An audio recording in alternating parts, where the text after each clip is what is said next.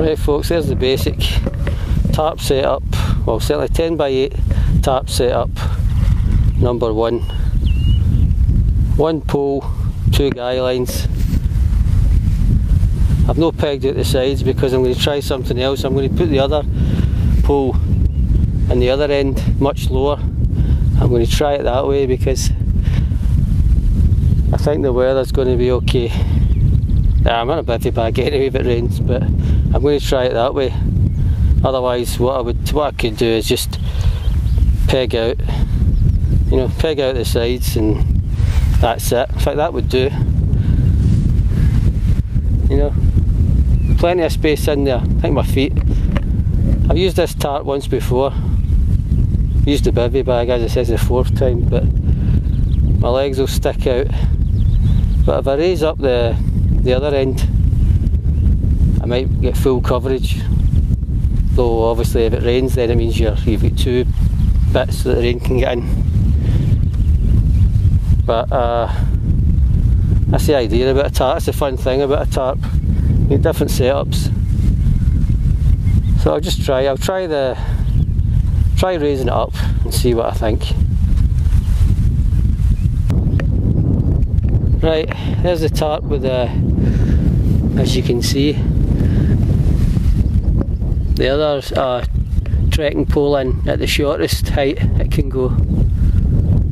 First thing I noticed, okay, obviously you noticed that I could probably lie under there now. Well, I should be able to because it's a 10 by 8, but I think I measured it. It's not really. It's under 10 feet by, I think it's like maybe 7.5 if that. Although it's called a 10 by 8. You know, it's a bit smaller than that. But I think I could lie under that. The only problem I noticed right away is it seems to, although maybe the wind got up a bit, but it seems to catch the wind as soon as I raised that other end up. You know, it seems like if you've got one end, well, just the front pulled up and then the rest of the tarp pegged to the ground, it's much more efficient at shedding wind, which you think about it probably makes sense. I also brought those things, those are guy lines and carabiners to actually raise the sides up so that, you know, it'd make like an A-frame, but I think I think it would need to be very, very calm to use to do that, to be honest. I think if you're in the house and, you know, I don't know if that's practical. It would need to be a very calm day. I'm not going to do it now to test it, I just know it's going to be a farce, even in this wind. So I think, I don't know, I'm thinking I might take the short pole out because the wind's coming from that direction, so I should have, you know, sort of made the entrance, you know, put it more to that side, you know, if you know what I mean, and against the wind, so that the entrance is you know, at the back of the wind, if you know what I mean. You don't want the entrance, the wind blowing right into the entrance. I don't know. I'm not really liking that because I think the wind's going to get up a bit. It's a nice steady wind, it's keeping the midges away, that's a good thing. But I think I'll lower I think I just prefer the one end up. I think I'll just do that tonight. Right folks, that's what I've settled for. Pretty much the same setup as I did the last time. This is a bit better because I'm using 2 poles to give myself a wee bit more space. The bat wing, I called it in the other video. I think this is a go-to setup for the Siltarp 2. No doubt there's better, well there's certainly different setups and there's maybe better setups, but I think if all else fails then this will pretty much cover you.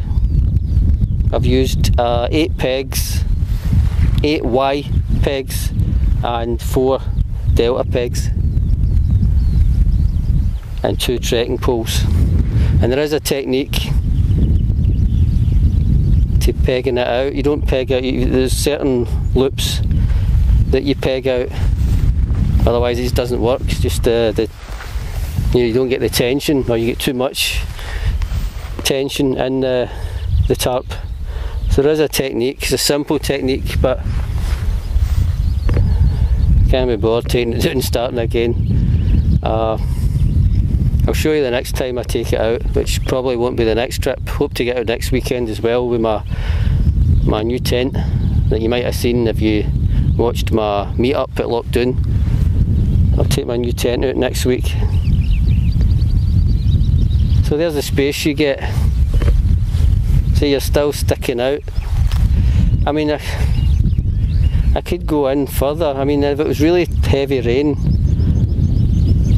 I could probably lie, you know, I could probably lie at an angle and maybe get all in, but I'm 5'9". I think if you're over 6 foot, then I think you'll be stuck with your, you know, lower part of your leg sticking out. But right, look, there's the space you get, because you said you might think about a Siltarp too.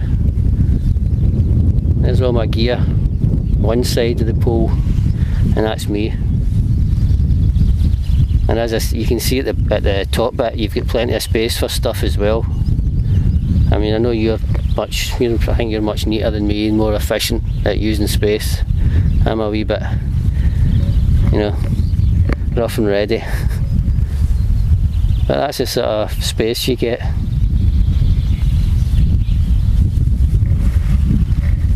Right, I think it's time to get some water. Just down that way.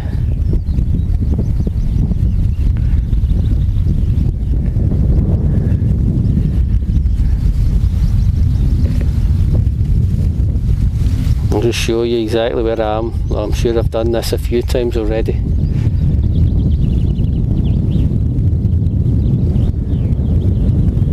See, up there looks interesting. You know, that looks up that. See up there? That's another wee bit. See, that's what I'm saying. I've never been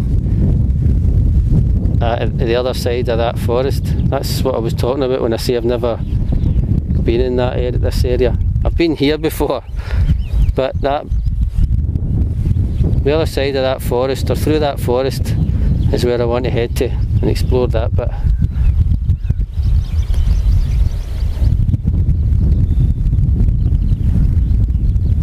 Right, I'm on my Jack Jones as expected. I don't think I'll get run over with any cyclists.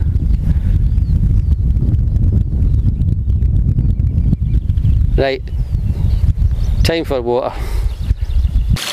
Right, this is where I'm going to get water.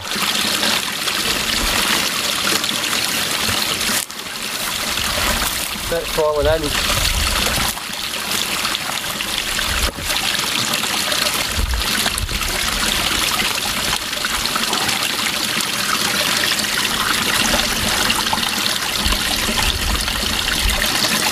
I don't know if you're seeing this, but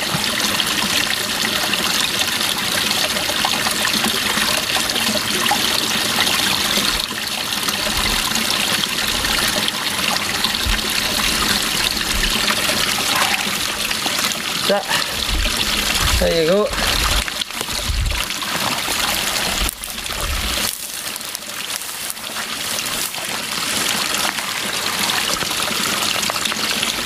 Water.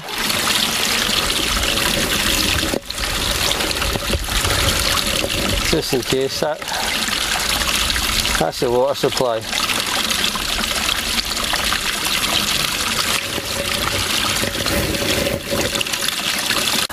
Okay, here it goes. There's the water, there's the filter, soya squeeze filter. That's the 4 litre platypus. So just screw it on.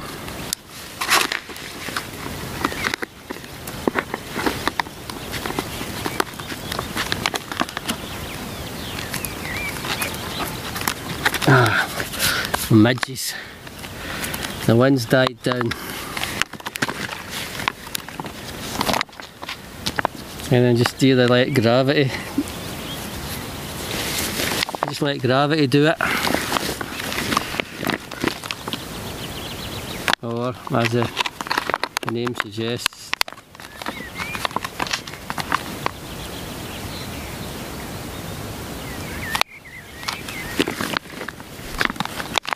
just squeeze.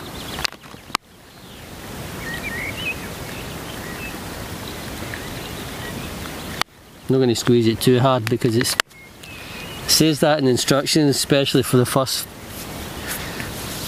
you know, few uses. It's going to the water flow. It's not going to be as fast.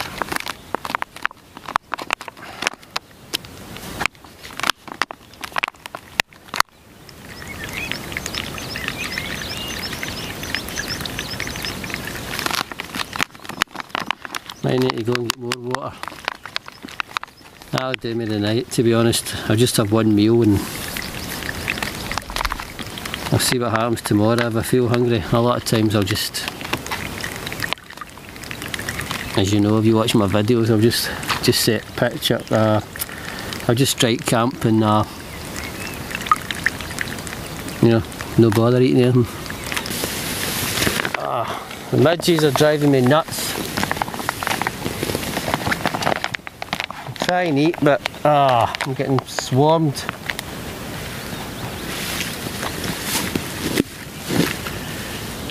Absolutely swarmed with midges.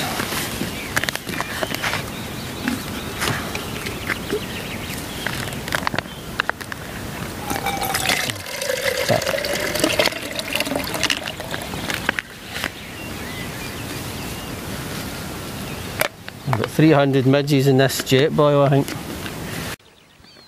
It's 8:30. Start getting dark in a bit. An hour and a half, I guess. And then it'll quickly get dark. But anyway, I mentioned Wakey George's great video. He was supposed to be going with John, right? But John's in hospital at the moment. So first of all, John, hope you get back on your feet soon and you're up.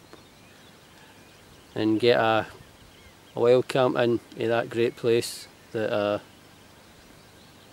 George was at. Well, I think George said that they're going to go to your neck of the woods, and then hopefully you can get to the next meetup later on in the year, I guess. I don't know. I've not heard any word, but there obviously will be another one and another one after that, I would guess. Anyway, when I was at the Lockdown meetup, bloody midges. John was the only one that mentioned my jokes. He missed my bad jokes, he said. Right, John, this one's for you.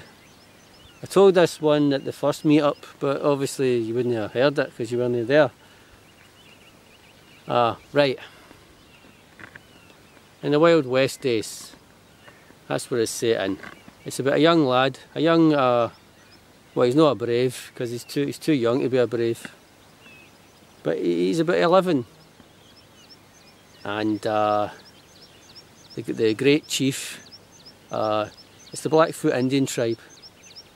So the great chief of the Blackfoot Indian tribe, Squawking Bird, calls for an audience with the young lad. And forgive me scratching, the midges are all at work. Anyway, so as I was saying, the young lad gets an audience with Squawking Bird. So this is a big honour. So anyway, he goes into the teepee and there's this woman chanting and men smoking pipes, and this goes on for 20 minutes. He knows just to sit quietly. And after 20 minutes, the great chief asks everyone to leave except the young lad. And he gives the young lad a stare for a few minutes, and then he says to him, You can ask one question, but only one question. I'll give you a few minutes to think of one. But to the chief's surprise, the young lad came up with a question almost immediately. He said, "A great chief squawking bird, how is one named in the tribe?" And Chief Squawking Bird said, "Well, when I was in the birth teepee and I was born, my father took me out of the teepee and carried me round the teepee and held me up to the sky, and you could hear a squawking bird while he was doing this. So I was named Squawking Bird. Your father before you, when he was born, his father took him round the teepee, held him up to the sky, and he saw a soaring eagle. So he was named Soaring Eagle." Why, you ask this, two dogs shagging? That's it.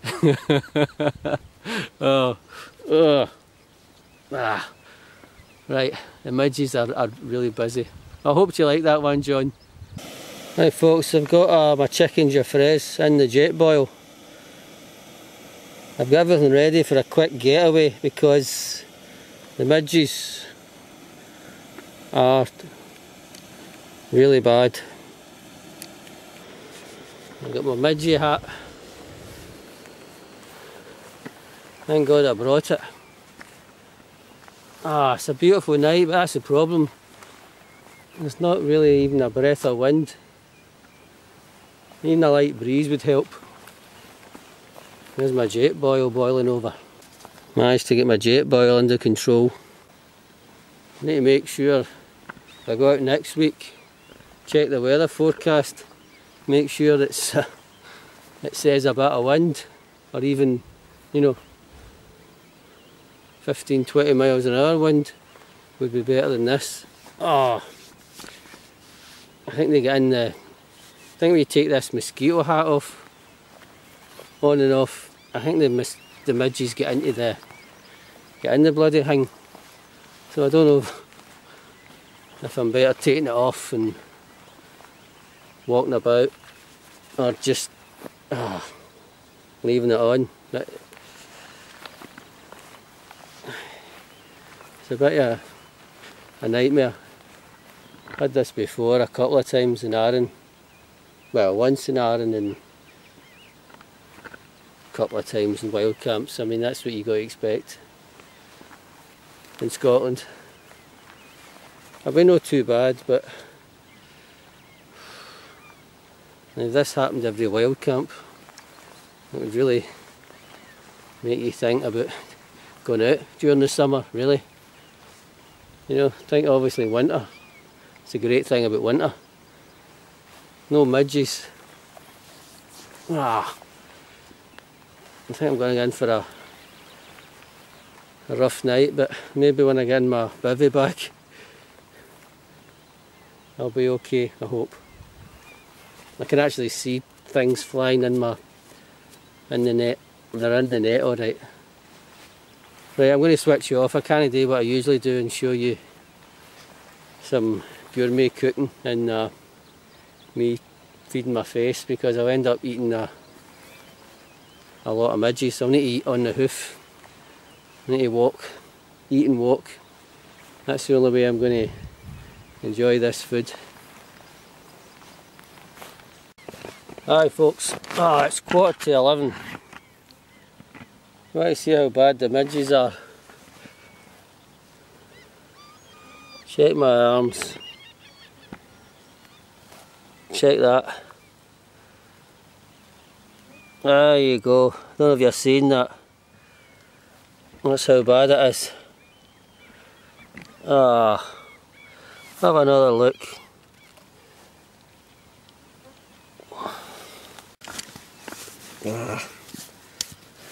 Morning. Ah, what a night I had with the midges. 4:50 in the morning. I'm just going to get... I'll probably lie in here another hour and then just pack up and go and get out of here. I'm starting again. Right, I don't know if I'll shoot any more footage. I probably will with me just leaving. Anyway, as you can see, it wasn't a cold night. It was in fact I'm stripped right down just to my underpants. The sleeping bag was like halfway, wasn't even halfway covering me, if you know what I mean. But it was a midges. As soon as I got in the bivvy bag, well, it was a lot better. But as soon as I popped my head at the bag, they were onto me. They're getting that way now. Right, I'm going to go back in the bivvy bag about an hour and then start just, as I say, pack and get ready to go.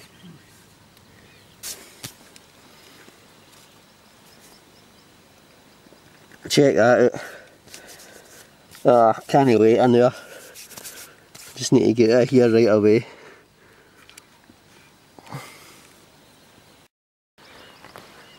It's 5:25. I couldn't put up with that any longer. I had to get out of there.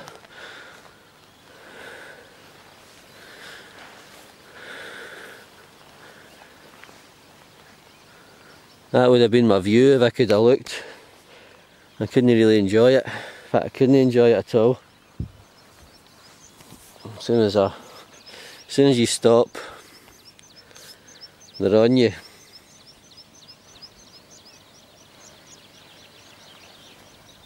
I need to keep moving. I think I must have hiked about, I don't know, 2 miles last night after I had my curry. Just walking round the tarp and up and down just to stop them from swarming on me.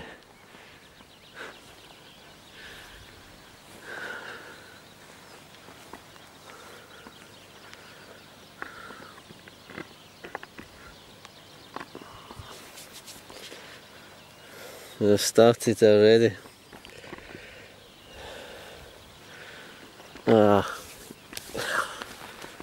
Right, this is definitely the last bit of footage, so I just need to pack up and get out of here. Right folks, I'll see you for the next one. Don't know when that's going to be. I doubt it's going to be next weekend. I think I'll just I'll go to the seaside next weekend. God, they're worse this morning than they were last night. Just zoomed right in on me.